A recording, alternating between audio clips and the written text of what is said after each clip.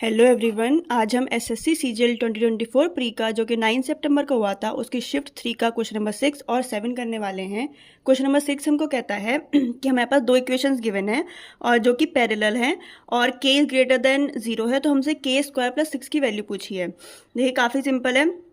हमको पता है कि जब दो इक्वेशंस पैरेलल होती हैं तो क्या कंडीशन होती है, a1/a2 is equal to b1/b2 is not equals to c1/c2। अब ये a1 b1 और c1 क्या है यहाँ पर, देखिए a1, ये जो a1 a2 होता है ये x के कोफिशिएंट होते हैं, b1 b2 क्या होता है ये y के कोफिशिएंट्स होते हैं, ठीक है। और ये c1 c2 क्या होता है, ये कांस्टेंट्स होते हैं अपने पास। तो बस सिंपल हम वैल्यू पुट कर देंगे। a1 की वैल्यू क्या है 4/a2 की वैल्यू क्या है k-2 इक्वल्स टू b1 की वैल्यू क्या है k-2, b2 की वैल्यू क्या है 9, दोनों को इक्वल रख दिया। अब k-2 इधर क्रॉस मल्टीप्लाई करेंगे तो स्क्वायर हो गया, इक्वल्स टू 9 4 जा 36। k-2 की वैल्यू क्या आई, जब यहाँ पे रूट लगेगा +-6।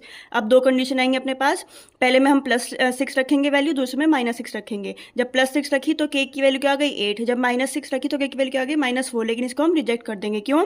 क्योंकि k की वैल्यू हमको पॉजिटिव लेनी है, क्वेश्चन में गिवन है, तो k की वैल्यू यानी कि हम 8 लेंगे। बस यहाँ पे अब 8 k की वैल्यू रख दीजिए 8 स्क्वायर प्लस 6 यानी कि 64 प्लस 6 यानी कि 70 हमारा आंसर आ जाएगा।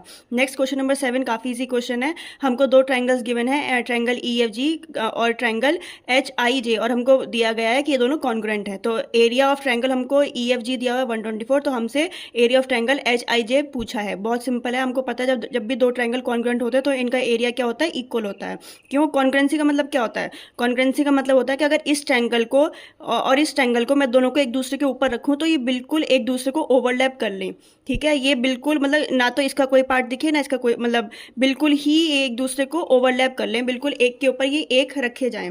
सिमिलैरिटी का मतलब क्या होता है, ये ट्राइंगल मान लीजिए ऐसे है और ये वाला ट्राइंगल ऐसे है, बड़ा है, लेकिन दोनों देखने में तो सेम लग रहे हैं ना, चाहे इनका साइज डिफरेंट हो। अब इस ट्राइंगल को अगर मैं इस ट्राइंगल के ऊपर रखूंगी तो ये पूरा का पूरा एरिया कवर नहीं करेगा, हालांकि दोनों सेम तो दिख रहे हैं लेकिन ये एक दूसरे को छुपाएंगे नहीं। तो यहाँ इस कंडीशन में क्या होता है, सिमिलैरिटी, और इस कंडीशन में क्या होता है, कॉन्ग्रुएंसी। तो ये थे हमारे दोनों क्वेश्चन। आई होप आपको पसंद आए हो। पसंद आए तो please like share and subscribe करिएगा। Thank you.